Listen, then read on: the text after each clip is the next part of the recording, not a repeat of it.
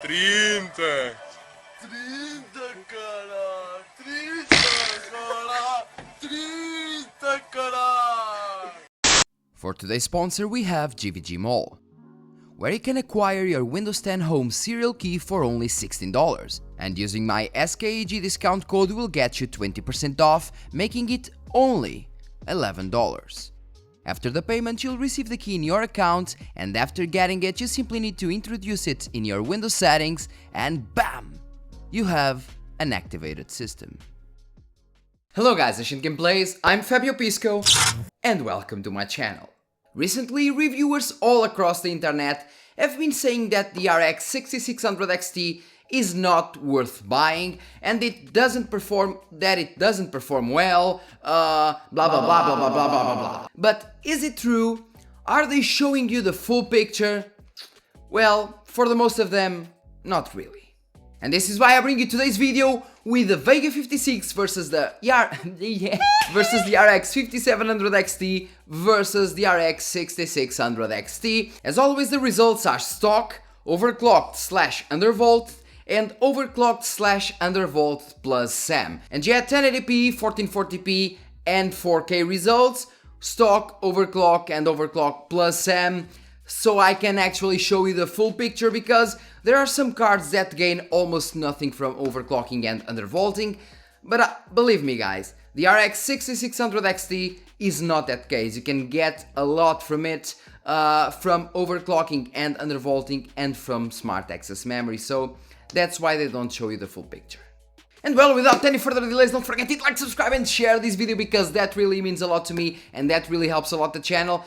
And well, let's go to what you want to see, the gaming benchmarks. Why did I say this benchmark? The gaming benchmarks. Let's go.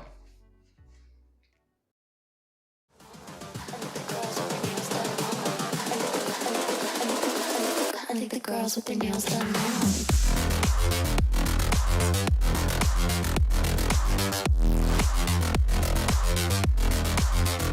Girls with their nails done. I think the girls with their nails done.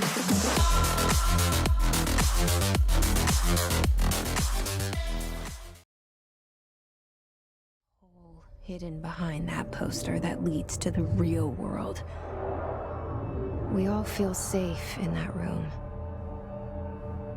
But sometimes something crawls out from behind the poster. And the ones that see it happen freak out and try to forget what they saw.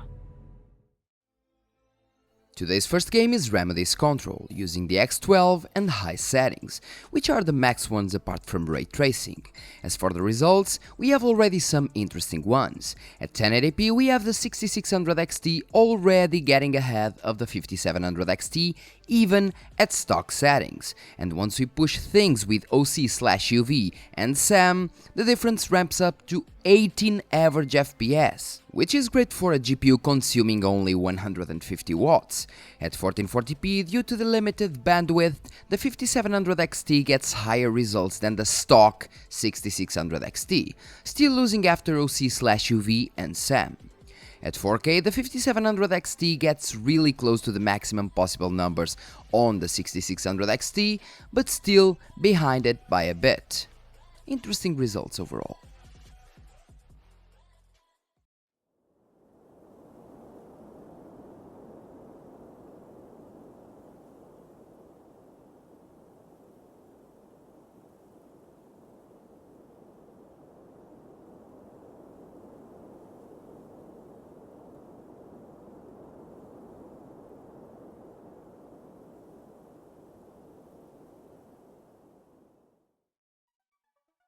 Now with Assassin's Creed Valhalla using the X12 and very high settings. AC games are known to be heavy on older AMD GPUs, and this can be seen easily here, with VEGA 56 suffering even at 1080p. The 5700 XT though is a major boost in this scenario, pushing around 25 average FPS more than the VEGA 56, but still, the small RX 6600 XT manages to take the lead, and by a very good margin. With OC/UV and SAM, we get around 13 average FPS over the 5700 XT and almost 40 average FPS over the VEGA 56, which is a massive leap considering the power draw is also way lower.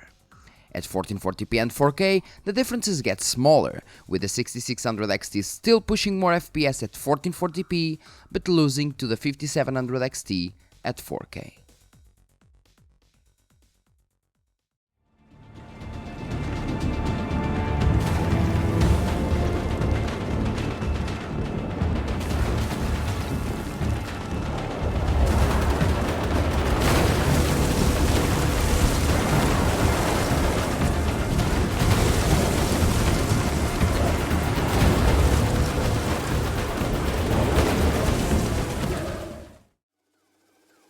Now with Gears 5 using the X12 and Ultra settings.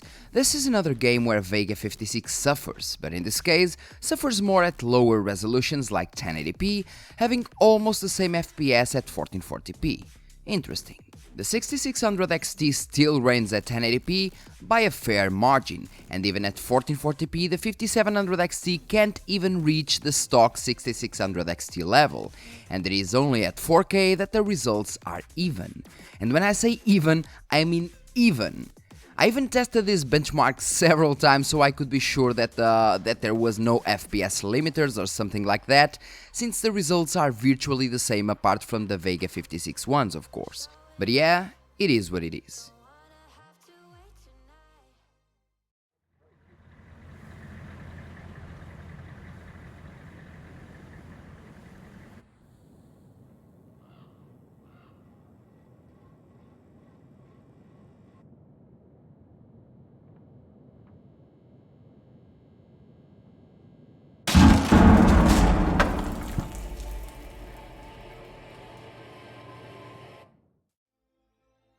Following now with Rainbow Six Siege using Vulkan, Ultra settings and 100% render scale. As you've seen in the side-by-side comparison before, at the same power draw the 5700 XT is leagues above VEGA 56 here, and even the 6600 XT suffers to get close to 5700 XT levels, and this is because the game is really bandwidth dependent, and even with the high clocks and infinity cache, the 128-bit buzz of the 6600 XT just won't cut it. At 1440p and 4K, the 5700 XT smashes the 6600 XT as expected of a 256-bit buzz card in this particular scenario, but even at 4K, we're getting over 80 average FPS with all cards. So yeah, nothing to worry about, I guess.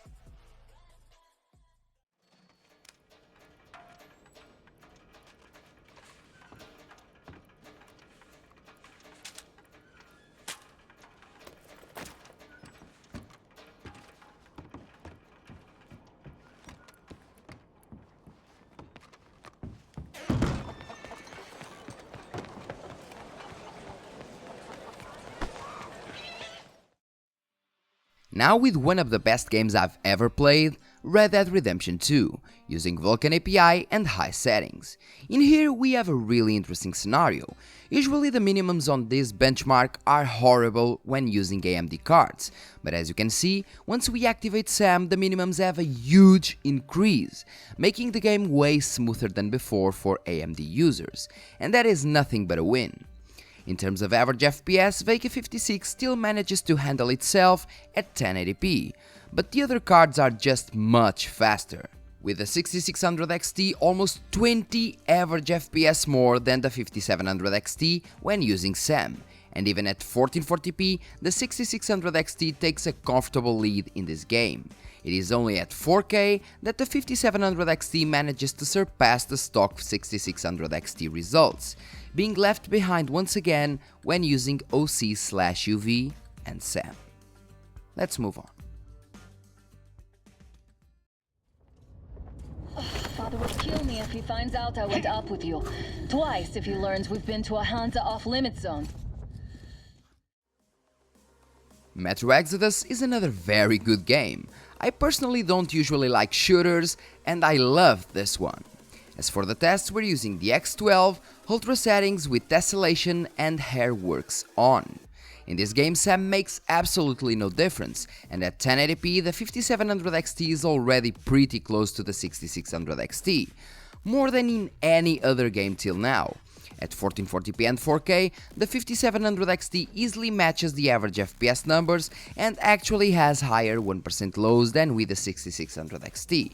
I suppose due to the low amount of buzz width on the 6600 XT.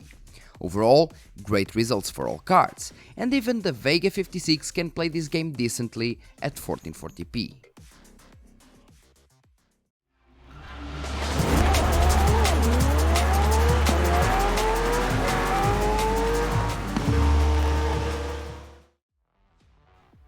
Getting close to the final line, we have Forza Horizon 4 using max settings and 2x MSAA. This game is known to be really good for AMD's hardware, and that is why the 5700 XT is once again close to the 6600 XT results, even at 1080p. That of course until we activate SAM. Activating SAM grants us a huge boost of 32 average FPS and over 20 FPS in the 1% lows, making the almost non-existent gap in between the 5700 XT and 6600 XT into a crater.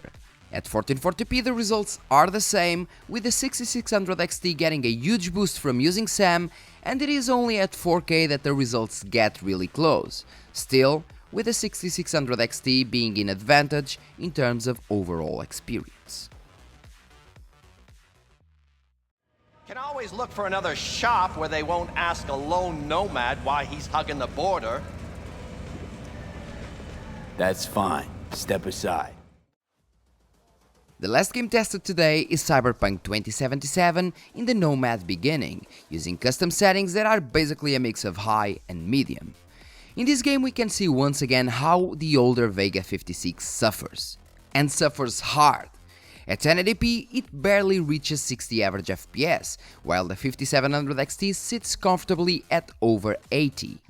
The 6600 XT takes a step forward and pushes the values to over 90 average FPS, with the 1% lows being really close to those numbers. At 1440p the 5700 XT reaches once again the stock 6600 XT levels, and at 4K the GPU giving us more FPS is the 5700 XT. Although we're talking about 26 average FPS, which is a PowerPoint slideshow. Not even talking about the 19 average FPS on the VEGA 56, because that, my friends, was visual pollution. Overall, if you want a decent gaming performance in this game, with these cards, don't go much over 1440p.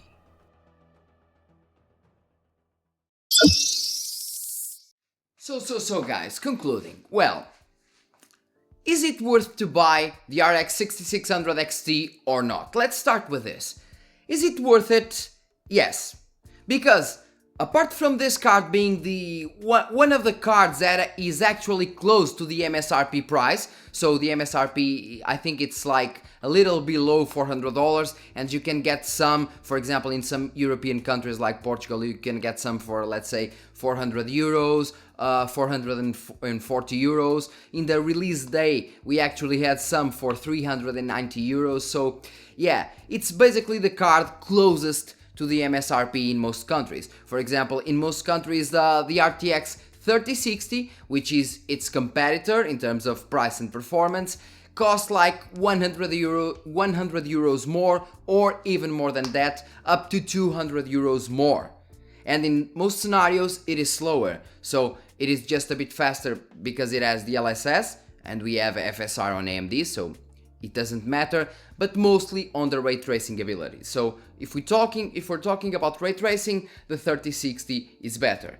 If we're talking about anything else apart from the VRAM, well, the 6600 XT takes the lead. As for the other cards, the VEGA 56 and the RX 5700 XT, well, people were saying once again that the 5700 XT was actually faster than the 6600 XT at 1440p and above, but that's not always the case. We know that the 6600 XT basically has a flaw. which is the 128-bit bus. Of course it has infinity cache, so it has L3 cache, a lot of L3 cache compared to the previous generations, but still the bit bus is lower.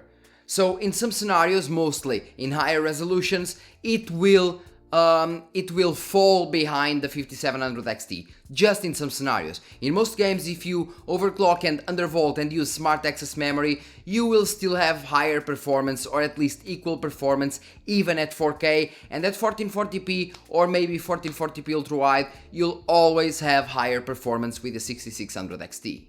So yeah, once again, I'm showing you the full picture, not just the stock versus stock results, because they don't tell you everything. So if you want to tweak the 6600 XT, it is a big win, okay? So you have a lot to gain in the 6600 XT, unlike, for example, on the 6700 XT, on the 5700 XT, sorry, because you don't have smart access memory, and the tweaking is not much, since those cards were already pushed to their limits, unlike the 6000 series that can go even higher. As for the VEGA 56, well, it is an old GPU, it is.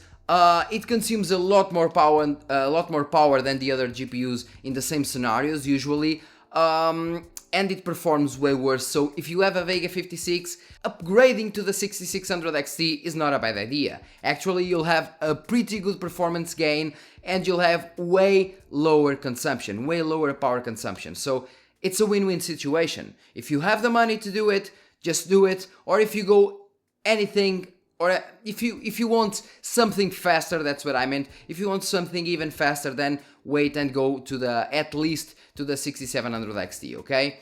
But even the 6600 XT is a massive leap from the VEGA 56.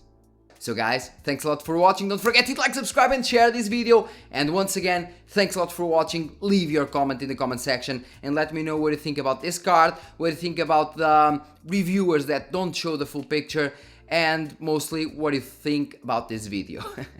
Thanks a lot and see you in the next one.